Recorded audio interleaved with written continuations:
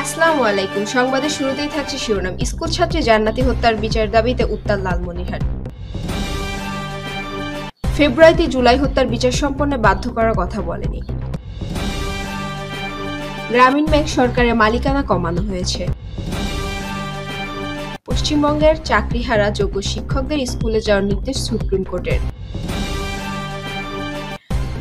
সংস্কার কেন ভোটাধিকার আর গণতন্ত্রের বিকল্প হবে, প্রশ্ন রিজভির।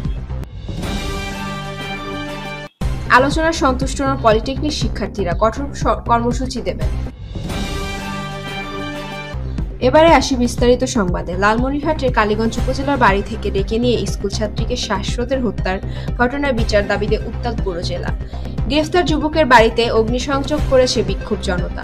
বৃহস্পতিবার 17 April Lalmonirhat technical college gate ও নিহত ছাত্রী ভোটমারি এসসি উচ্চ বিদ্যালয় গেট সহ 6টি স্থানে পৃথক পৃথক মানববন্ধন করে বিচার দাবি করা হয়। নিহত জান্নাতি বেগম উপজেলার চর ভরামারি গ্রামের ফজলুল হক মেয়ে।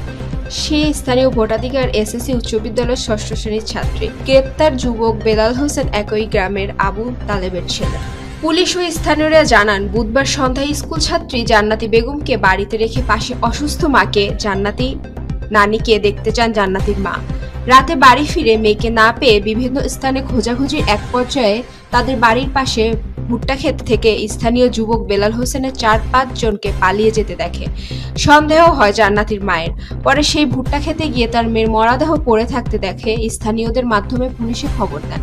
জামাতে ইসলামীও আমির ডাক্তার শফিকুর রহমান বলেছেন, আমরা ফেব্রুয়ারি বা মার্চের মধ্যেই জুলাই হত্যার ন্যায় বিচার নিশ্চিত বাধ্য করতে পারি কিনা।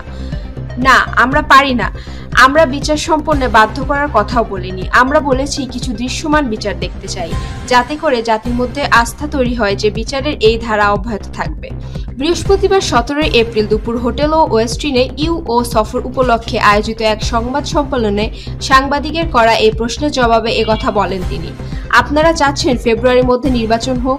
আপনার মনে কি এরকম কোনো আশঙ্কা রয়েছে যে যারা ক্ষমতায় আসবে তারা জুলাই অভ্যুত্থানের বিচারটা সঠিকভাবে করবে না? এমন প্রশ্নের জবাবে তিনি বলেন, পরবর্তী সরকারের ব্যাপারে আমরা আস্থা রাখতে চাই। আমরা মনে করি সরকারে যারা আসবে তারা জনগণের ম্যান্ডেট নিয়ে আসবে, জনগণের পালস বুঝে আসবে, জনগণের তাদের পালস বুঝি গ্রহণ করবে।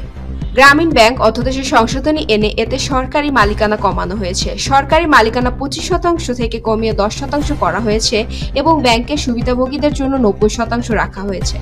বৃহস্পতিবার রাজধানীর ফরেন সার্ভিস একাডেমিতে এক সংবাদ সম্মেলনে একথা জানান পরিবেশ উপদেষ্টা সৈয়দ রেজওয়ানা হাসান। ফিনান্সিয়াল ক্রাইম বা অর্থনৈতিক অপরাধ যে গোষ্ঠীগুলো করেছে তাদের বিরুদ্ধে তদন্ত ও বিচার প্রক্রিয়া শুরু করার জন্য একটা কমিটি গঠন করা হচ্ছে বলে জানিয়েছেন তিনি। রিজওয়ানা হাসান বলেন, প্রাথমিক কাজগুলো হয়েছে। এখন ফিনান্সিয়াল অপরাধে যারা জড়িত ছিলেন তাদের ব্যাপারে তদন্ত শুরু করে আলাদা কমিটি গঠন করেছি। পশ্চিমবঙ্গের যে প্রায় 26,000 শিক্ষক ও শিক্ষক কর্মী চাকরি বাতিল করে দিয়েছে ভারতের শীর্ষ আদালত, তাদের মধ্যে যারা চিহ্নিত অযোগ্য তারা বাদে বাকিরা স্কুলে ফিরতে পারবেন বলে জানিয়েছেন সুপ্রিম কোর্ট। পশ্চিমবঙ্গের মধ্যে শিক্ষা পর্ষদ আদালতের কাছে আবেদন জানিয়েছিলেন যে একসঙ্গে হাজার হাজার শিক্ষকের চাকরি বাতিল হওয়ার ফলে শিক্ষক ব্যবস্থা ভেঙে পড়েছে। সেই আবেদনে সাড়া দিয়ে সুপ্রিম কোর্ট কিছু স্বার্থসাপেক্ষ এই নির্দেশ দিয়েছে। আদালত বলেছে, প্রায় 8 বছর শিক্ষককে আগে থেকে চিহ্নিত করা হয়েছিল অযোগ্য বলে, অর্থাৎ যারা কথিতভাবে দুর্নীতি করে চাকরি পেয়েছিলেন তারা আর স্কুলে ফিরতে পারবেন না, তবে এরা ছাড়া বাকি শিক্ষকরা স্কুলে যেতে পারবেন। সংস্কার কেন ভোটাধিকার চায়, গণতন্ত্রের বিকল্প হবে, এমন প্রশ্ন তুলেছেন বিএনপির জ্যেষ্ঠযোগ্য মহাসচিব রুহুল কবির রিজভী। তিনি বলেন যে ভোটাধিকারের জন্য 15 থেকে 16 বছর সংগ্রাম করেছেন। সেই ভোটাধিকার কেন বিলম্বিত হচ্ছে সেটা নিয়ে এখন কথা হচ্ছে। কেন নির্বাচন ও ভোটাধিকারের বিকল্প সংস্কারে দাঁড়ানো করা হচ্ছে। আজ বৃহস্পতিবার দুপুরে রাজধানী নয়াপল্টন বিএনপির কেন্দ্রীয় কার্যালয়ের নিচতলায় আয়োজিত এক দোয়া মাহফিলে এমন প্রশ্ন তুলেছেন রুহুল কবির রিজভী।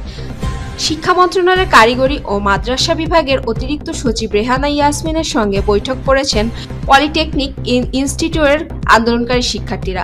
তবে বৈঠক শেষে শিক্ষার্থীরা বলেছেন আন্দোলনে তারা সন্তুষ্ট নন, আরও কঠোর কর্মসূচি গ্রহণ করবেন বলে জানিয়েছেন তারা। আজ বৃহস্পতিবার সচিবালয়ে এই বৈঠকে অনুষ্ঠিত হয়। দুপুর 12টার কিছুক্ষণ আগে শিক্ষার্থীদের একটি প্রতিনিধি দল সচিবালয়ে ঢোকেন। বেলা 3:30টার কিছুক্ষণ আগে তারা এই কথাগুলো জানান। এর আগে 6 দফা দাবিতে আজ সারা দেশের রেল ব্লকেট বা রেলপথ অবরোধের কর্মসূচি শিথিল করার কথা জানিয়েছেন কারিগরি ছাত্র আন্দোলনের বাংলাদেশ। বৈঠকের ওপর ভিত্তি করে সারা দেশের সব পলিটেকনিক ইনস্টিটিউটের জন্য পরবর্তী কর্মসূচি প্রকাশ করা হবে বলে জানিয়েছিল তারা। তবে বৈঠকের পর আবার নতুন কর্মসূচির কথা জানালো শিক্ষার্থীরা।